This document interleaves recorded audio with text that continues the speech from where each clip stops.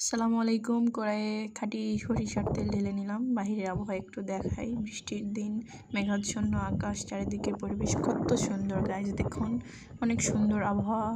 এগুলো দিনেতে শুধু পকোড়া বা পাঁপড় ভেজে খেলে খুব দারুণ সুন্দর লাগবে। এনভায়রনমেন্ট দেখানো শেষে যে পাঁপড় ভাজা শুরু, এগুলো পাঁপড় ছিল দোকানে রেডিমেড, মুদিখানার দোকান থেকে কিনে আনা হয়েছিল। এগুলো খেতে একটু মজা ছিল না। পরে বাসার তৈরি আলুর পাঁপড় তৈরি করা হলো, দেশি আলু, আবার কালো জিরার পাঁপড় তৈরি করা হলো। এগুলো তেলে দেওয়ার সাথে সাথেই সুন্দর করে মুচমুচের মতো ফুলে উঠে ফ্রাই হয়ে যাচ্ছে। এরপরে আবার একটু আর এক প্রকারের ভাজা হচ্ছে তিলের, অনেক সুন্দর।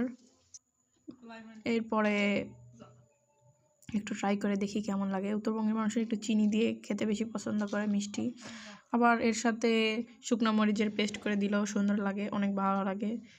এর সাথে 1 কাপ গরম চা না হলে কেমন হয় দেখুন। সে আমি একটা ছোট্ট কিউটি পাই একটা